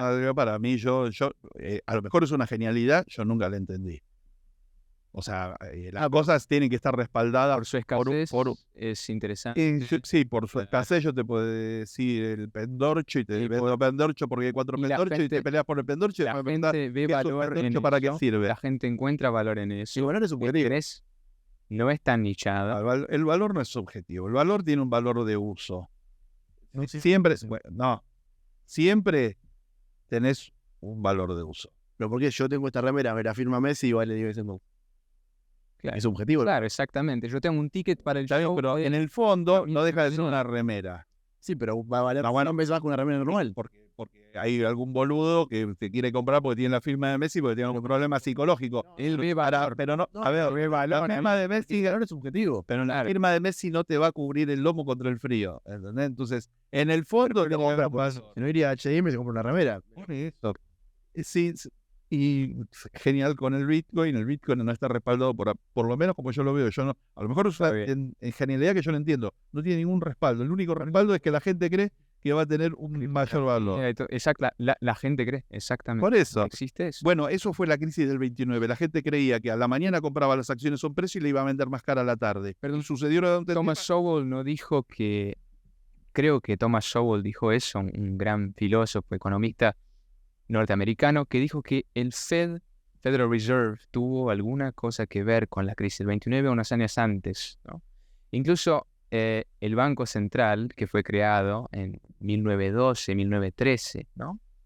Tuvo bastante relación con la crisis del 29. En la crisis del 29, vamos a hablar de la crisis esa, lo que... Como la crisis del 2008. Nada, Exactamente. yo te doy un crédito para que vos compres acciones, para que después, y era toda una cadena, y fue fogoneada desde los bancos también, y la gente que creía que los milagros y que uno se podía hacer rico de la nada, y uno no se puede ser rico de la nada. Exactamente. ¿Entendés? Porque las acciones son una porción de título de propiedad de una industria, de un comercio, o de algún bien que genera riqueza, y el valor tiene que tener relación con la riqueza que genera. Independientemente de que la acción venga, te la firme Messi y valga más, ¿entendés? Porque en definitiva el valor de la acción es la producción de la empresa. Bien, pero quien empezó todo el efecto Entonces, dominó es no, interesante. porque hay Imagínate. gente que cree Claro. en la fantasía. Espera. Claro, Pero, la fantasía es la acción tiene un valor independientemente del valor de la empresa. Si es así. No. Y cuando alguien dijo, che, pará, nos estamos yendo a la mierda, se cayó toda la economía y se perdió un 3% de la economía. Lo hablamos otra vez ya. Hoy en día. Fed está ahí. Yo no estamos. Me refiero, entonces vos decís, mirá, la firma de Messi, bueno, sí, la firma de Messi, porque vos querés que lo va a vender. No, él dijo. Él dijo la firma de Messi, ¿viste? Bueno, La subjetividad del valor, ¿eso tiene sentido o no? en el fondo, independientemente de la firma de Messi, las cosas tienen que ser respaldadas por algo concreto. De una vaca es una vaca, tiene una utilidad como vos. No es así. Para vos, Es que no es así. puede tener valor. Te quiero ver comiendo Bitcoin y yo me como la vaca. No tiene nada que ver. Pero no todo es comestible. Pero no todo es comestible. Tiene que tener una utilidad. O sea, lo que uno comercializa es una cosa que tiene una utilidad. El valor. El valor es subjetivo porque. Si no, ¿qué? ¿De dónde viene el valor? Sino que, porque los comunistas dicen viene del trabajo. Y se demostró que no, porque como te digo, esta remera puede tener el mismo trabajo que una igual a esta, pero si te afirma Messi vale más. ¿Por qué vale más? La publico en Mercado Libre, pero me compran a otro precio. Porque el valor es subjetivo, depende de el precio se encuentra donde está la oferta y la demanda, es el medio. Sí, en eso estamos de acuerdo. Ahora, yo después te puedo... Ustedes están de acuerdo, muchachos, están de acuerdo. Te estoy vendiendo botella llena de aire y vos me la comprás y bueno, yo me estoy aprovechando de que sos un nabo. Para vos. Sí, exactamente. Sí, pero Te tengo que decir, mirá, sí, la oferta y la demanda se juntaron en la que hay un vivo y un aprovechador y un tonto. Sí. depende. Puede ser eso, puede ser. Porque como hay veces que vendieron un cuadro, una banana pegada. Macho, había una forma que se llamaba vender el buzón. Le hacían creer a un tipo que el buzón le pertenecía a uno, se lo vendía a otro y quería cobrar por las cartas que dejaban. Y en realidad las cartas, el correo funcionaba de otra manera. Entonces había gente que compraba ese tipo de tonterías. Bueno, se le estafa. Es una estafa, pero Y bueno, en un libre mercado puede suceder. ¿qué dice Warren Buffett? Ese Que no tipo, podría- ojo todo con el- ese, ojo con ese. Ojo con ese oligarca. Sí, es oligarca, pero Ojo. es el que se compró esta compañía. Es inteligente, bueno. es un vivo, sí, exactamente. No, pero es un exactamente. vivo no. Estamos de acuerdo. Pero es un vivo que se hizo con su inteligencia, no cagando gente. Bueno, Hay gente que se mete en los... discúlpame, hay gente que se mete en los sistemas Ponzi. sí, sí. Y hay que ser muy boludo para tener un La Ponzi. gente, claro, Y la gente cree que... de que entra es boluda, claro. Y Y sucede. si vos me decís, al primero que entró al Ponzi, al segundo Ponzi, al tercero, ya tenemos 100 años de A sistema mí, Ponzi. a mí ya me gente que invitaron se en un Ponzi en Brasil, ya me invitaron en un, ¿cómo se llama? Inodé se llama, en Brasil el Ponzi. Venden perfume, dice, ¿le querés entrar? Llama a un amigo, llama a 2 amigos. Yo dije, ojo, hay que tener cuidado. ya se hace, ya dejó de ser una estafa se utiliza para hacer chistes. Y hay gente que sigue cayendo en el sistema Sí, Ponzi. Bueno, Pero bueno, para volver al tema que... Claro, nos fuimos a la mierda. Y perdón que yo dije cualquier cosa también. No, el tema del no, a mí me interesa ver, por ejemplo, de Brasil, ha habido un cambio de gobierno, un cambio de gobierno marcado. Hay cosas que han cambiado y hay cosas que se mantienen. Antes de un nuevo gobierno, que cerrar con lo anterior. Si para vos el gobierno de Bolsonaro benefició a la inseminación del liberalismo en la sociedad o únicamente, digamos que... Son horribles. Son horribles. Por favor, piensen en oveja, piensen en vaca. Inseminación, pero vos hasta para diseminación, pero ¿cómo sería en español? diseminación. Diseminación, bueno, la diseminación de las... Claro, yo diría diseminación porque no sé las palabras en español. Diseminación. Diseminación. No, él no entendió y dijo inseminación. No había escuchado eso. Bueno, dije diseminación, pero nada, si sirvió Bolsonaro para diseminar las ideas del liberalismo o el hecho de que él no sea liberal fue contraproducente para las ideas en sí. ¿Sabe lo que diseminó? Yo veo mucho más en las calles, por ejemplo, no diseminó. Diseminó un amor por la bandera de Brasil que antes no existía. ¿Sí? Yo veo en las nacionalismo. casas, claro, bastante nacionalismo. Pero liberalismo, Patriotismo, diría yo, claro. El liberalismo es algo, como digamos, usted dice, para vos, algunas personas lo estudian. ¿el fenómeno Bolsonaro benefició No. o fue contraproducente para el liberalismo? Yo diría que en algunas cosas benefició. Por ejemplo, el gobierno de Pablo Guedes fue liberal y hizo El ministro de Economía. cosas que al pueblo le cayó bien, medidas que algunos pueden decir que fue populista, algunos pueden decir, pero, o sea, colaboró con el progreso. O sea, fue algo realmente, fue liberal, realmente interesante. Y el tema es que yo diría que los que estudiaban liberalismo ya lo estudiaban de antes o tal vez, claro, tal vez ayudó un poco a que mucha gente empiece a estudiar sobre el liberalismo, vaya a buscar, utilice la propia información descentralizada, como les dije, para investigar respecto de eso. Incluso yo mismo empecé a conocer mucho en el año de la pandemia y todo. Pero bueno, claro, él fue un gran enemigo de los medios de comunicación de Brasil y por lo tanto de todo el planeta, porque los grandes, estoy hablando, los corporativos, que le pegaron, le dijeron de todo y bueno. Y para ustedes, claro, la visión que deben tener es horrible de él, que es un fascínora, que es un fascista y todo, pero el tipo era un tío ¿cómo le dicen al tío del churrasco? Que van al asado y empieza a contar chiste machista. Ese es el tipo. Es un tipo, Cavernícola. es un cavernícola, ese lo que es. Pero el pueblo se identificó con él, ¿entendés? Porque el pueblo brasilero está así, está para la joda, le gusta joder y todo. Se identificó y dijo, lo vio por la internet y todo, y dijo, este es mi candidato, yo lo voto a él. O sea, fue Independientemente de... natural. Hoy estaba escuchando información, estuvieron haciendo unas encuestas, no me acuerdo el tema específico, pero la gente un porcentaje alto de gente que votaba a Milei, cuando le preguntaban, en realidad decía, yo voto a Milei, pero la medida que quería era bien kirchnerista.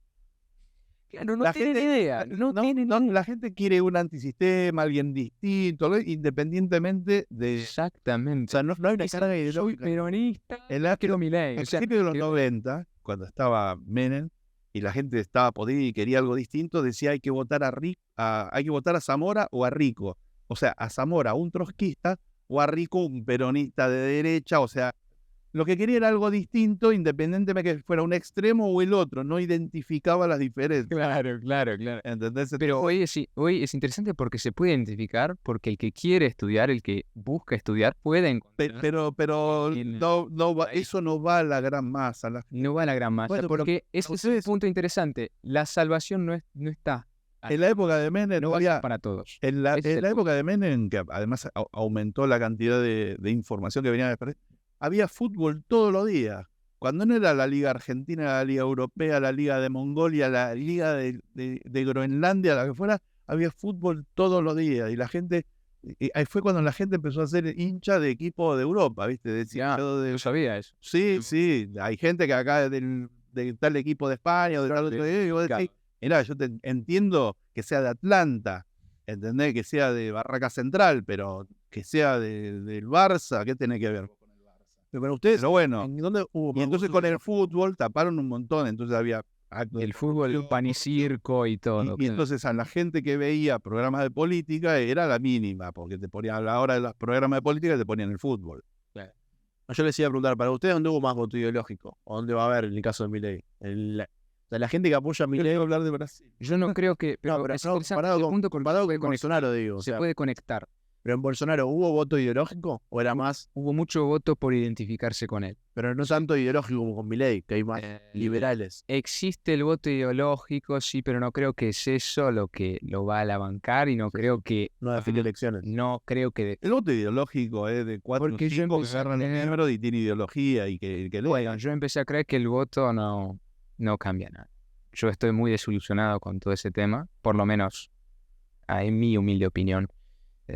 Mirando lo que estoy viendo en los últimos años, Sergio Massa tiene chance de ser presidente, y yo te lo digo porque el voto del pueblo no importa.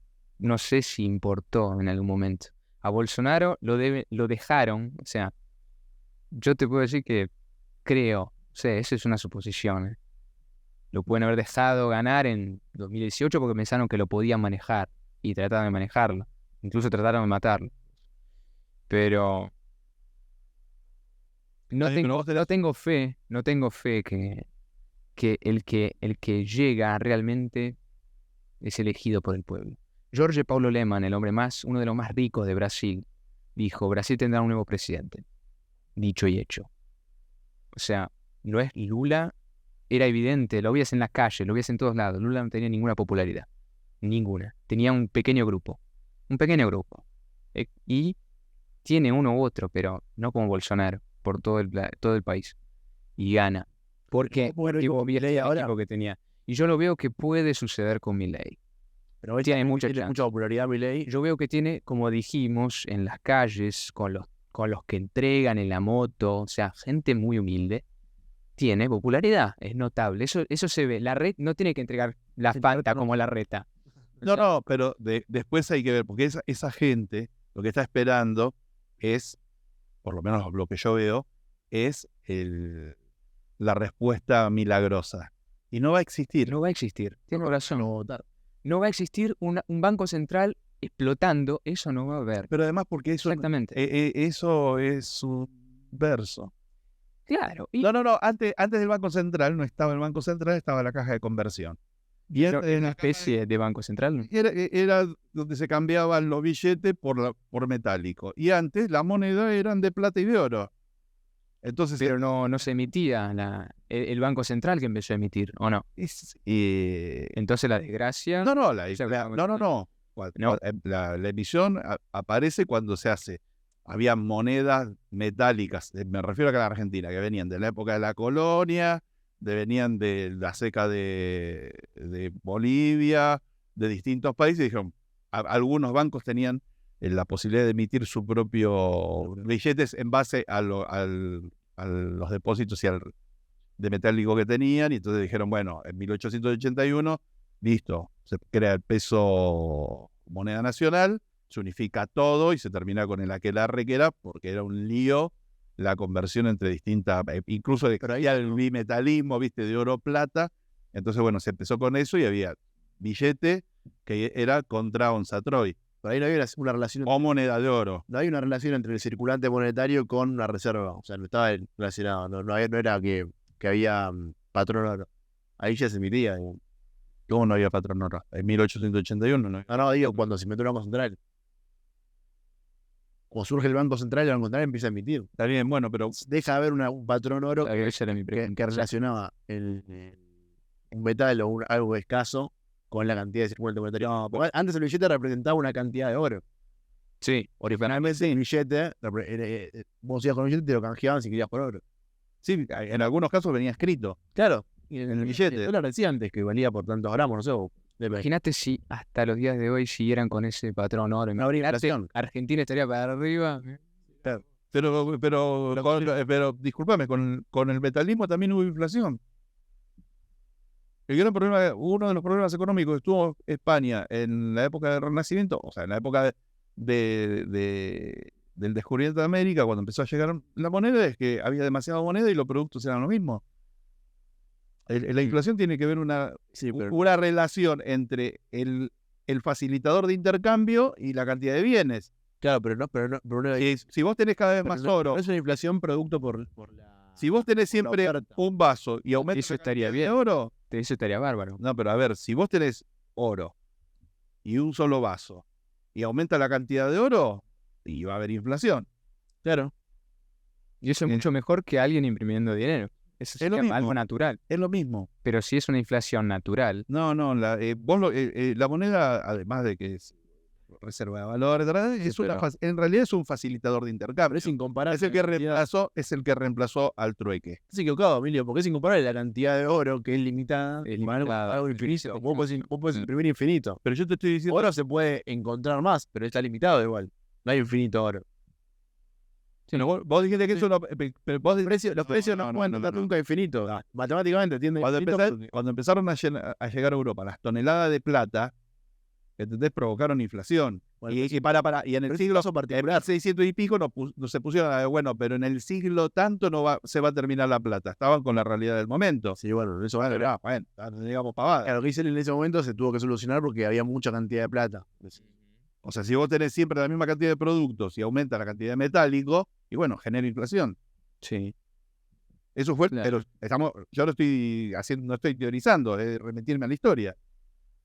Eso sucedió. Porque en definitiva, la moneda es un facilitador de intercambio.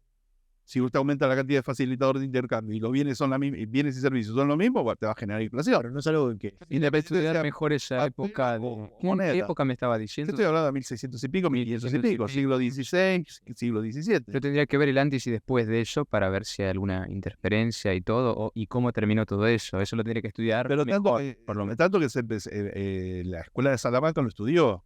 Ah, mira. El tema de la inflación, el tema de los valores relativos, ese tipo de cosas. O sea, el liberalismo, eso de los O sea, tu opinión es la inflación, ¿por qué motivo vendría sino por la emisión de moneda? Claro, pero la emisión de moneda puede ser en metálico o puede ser en billete. Sí. Por lo tanto, La moneda eso seguía emitiendo. pero la moneda es un facilitador de intercambio. Sí, lo dijiste, exactamente. Es eso. Si vos duplicás la cantidad, vas a tener, no importa que sea moneda de oro o de lo que sea. Y eso es lo que sucedió. La emisión no fue una emisión que alguien lo emitió de un lugar centralizado, sino que simplemente apareció más oro. Después cuando apareció, cuando de las monedas Es que iban algo que perdiendo, tiende a tornarse escaso. Entonces, naturalmente iba a volver a una deflación. Naturalmente. Comparto con él, o sea, el recurso oro-plata es escaso. Termina siendo una inflación por tiempo limitado. En ese momento sí. nos estamos yendo a cualquier lado. Claro. Pero el recurso petróleo, gas natural, carbón también es un recurso limitado. Por eso tiene valor. O sea, Sí. vender auto y comprarte un Sulky. ¿Cómo? ¿Por qué? Y porque si vas a pensar a futuro, ¿eh? y los hidrocarburos son agotables. ¿Qué es un sulky? No tengo idea. Es un carro grande con 2 ruedas tirado por un caballo. Ah, mira. No, un Sulky. Un Sulky es... Voy a hacer una buena pregunta sobre algo de Brasil. No, yo con respecto a mí el cambio de gobierno, yo lo que veo es que hay cosas que se mantuvieron, que tienen que ver, me parece, con políticas que la Argentina no tiene y que en Brasil se ve que, por ejemplo, Itamaraty tiene una línea de la época de Pedro I y que llevan la misma línea. Y, por ejemplo... Pero me decís de cuál, don Pedro I, II. Estoy hablando de Bolsonaro, o sea, y que las relaciones exteriores brasileñas, por ejemplo, tienen una línea de acción independientemente de quién sea que esté en el gobierno, Entonces uno ve que, bueno, parece ser que con Bolsonaro tenían una línea que seguían los intereses de Brasil y no de Bolsonaro, sus opiniones. Con Lula siguen. El sistema sigue. está Entonces intacto. siguen. Y después Sí. tienen otras cosas que cambiaron, por ejemplo. Sí. Uno lo que ve que Bolsonaro, con respecto al tema medioambiental, tenía una visión y el actual gobierno tiene otra visión. Claro, ahí volvemos de vuelta al tema de los medios corporativos, el tema de la Amazonia, mostrando cómo se quemaba en el gobierno Bolsonaro. Había muchas cosas ahí también. Que el que investiga un poco más en fondo, no sé cómo se dice a fondo. Sí, que no se queda con lo que muestra. Claro, exactamente, va para además de eso y busca profundizar su estudio. Bueno, pero desde lo había discursivo. algo de interés. No, eso podemos decir, pero desde lo discursivo es distinto. Termina siendo distinto, sí. Es distinto. Tanto que Lula ahora está Respecto- negociando con Noruega ese tema de Amazonia y todo. Consiguieron ahora un crédito que le llega de Inglaterra. Claro, ahora los europeos con la Amazonia están bárbaros, ¿eh? Pero es difícil. Pero, claro, los gobiernos son así. No, pero independientemente de eso, bueno, hay un tema que hay temas científicos que van más allá de los libros de Rothbard, ¿entendés? Y que se tiene que dar. Pero, por ejemplo, yo, por lo menos lo que veo, es que en la política que llevan con respecto a la guerra en Ucrania, ambos gobiernos trataron de mantenerse ahí surfeando a media agua, Un pie en cada canoa, o sea, tienen un pie en cada barco porque, porque, bueno, están en los BRICS, claro, es una situación, y por otro lado, Brasil es un país occidental, qué sé yo. Ahora, el gobierno de Ucrania está tratando de, con financiamiento de otros países, buscar 450 blindados 6x6, los guaraní, sobre ese que tema, hace Iveco, y ¿te parece parece una algo? ambulancia. Sí. Y el gobierno de Brasil había dicho que no lo iba a dar, y bueno, frente al mundo occidental que dio medio mal parado, pero bueno. Claro, ¿te puedo decir algo al respecto de eso? Algo que yo aprendí en Brasil y tiene mucho sentido. Hay que tener bastante cuidado cuando los medios corporativos dicen que alguien es un héroe o alguien es un villano. Bolsonaro es un villano, Zelensky es un héroe, Sergio Moro es un héroe. Sergio Moro es el de la Lavallato, ¿se acuerdan? ¿Saben Sí, quién sí. es? Ah, es un héroe. O sea, los medios van a empezar a decir, van a empezar a... Ah, Lula es un héroe, no sé qué. Obvio que no lo van a decir héroe o villano, pero te van a direccionar, te van a construir unas narrativas que les interesa. O sea, mucho cuidado también con ese tema, como el tema de Zelensky, que los medios, el héroe supremo de los medios, ¿no? De Reuters, Washington Post, Atlantic Council, todos hablando muy bien de Zelensky, no sé qué. Ojo, o sea, hay que tener cuidado con los Bueno, intereses que pueden estar por detrás. el hecho concreto es que el ejército ruso invadió territorio ucraniano. Eso es innegable. Claro, la Y- operación especial de Rusia. Sí, bueno, es una invasión, llamarlo operación especial, es una invasión Sí, lisa y llana de territorio ucraniano. claro. No niego que Putin es un dictador. de Entonces, ninguna no forma. solamente es un dictador en Rusia, sino es un invasor en Lo Ucrania. único que yo digo es que hay que tener cuidado cuando decimos que uno es héroe y otro es villano. Los dos, en mi No, opinión, después hay que ver, muy pero me refiero que difícil. en Muy cuanto a las cuestiones, los compromisos internacionales de Brasil, tomaron una posición en ambos gobiernos atender no las opiniones públicas de Occidente o de Oriente, sino lo que consideran los intereses de Brasil. Entonces, bueno, o sea, qué sé yo. Argentina no participó en ninguna de las dos guerras mundiales, España tampoco. Argentina se dedicó a ganar plata. Claro, Getúlio Vargas, por ejemplo, fue un tipo que cambió en la Segunda Guerra, cambió de lado. Claro, y Era mandó con los tropas, nazis y mandó después- tropas a Europa, y bueno, Claro. tuvo otra intervención. Argentina, bueno, no se mantuvo al margen. La geopolítica Pero se movimienta tuvo por su- intereses pragmáticos, ¿no? Y eso es lo que tenemos que entender. Por encima de todo, eso es lo que yo creo. Entonces, bueno, Brasil es parte de los BRICS, donde está Rusia y China, y bueno, manejan sus intereses y al mismo momento son parte La de... diferencia es que yo creo que los BRICS y esos tienen intereses pragmáticos, económicos, negociaciones y todo, Mientras tanto existe del otro lado una agenda. Una agenda que es lo que yo por lo menos dije, vos dijiste que es teoría conspirativa, bueno, cada cual. Great Reset y todo ese tema. O sea, de un lado existen intereses pragmáticos que parten de dictaduras como China, como Rusia. Vamos a tener algo en cuenta. Rusia instrumentaliza el catolicismo ortodoxo, eso está, el cristianismo ortodoxo, ¿no? China instrumentaliza el marxismo, eso lo sabemos, instrumentaliza para controlar al pueblo de allá. Y el tema es que ellos con otros países tienen intereses pragmáticos, económicos.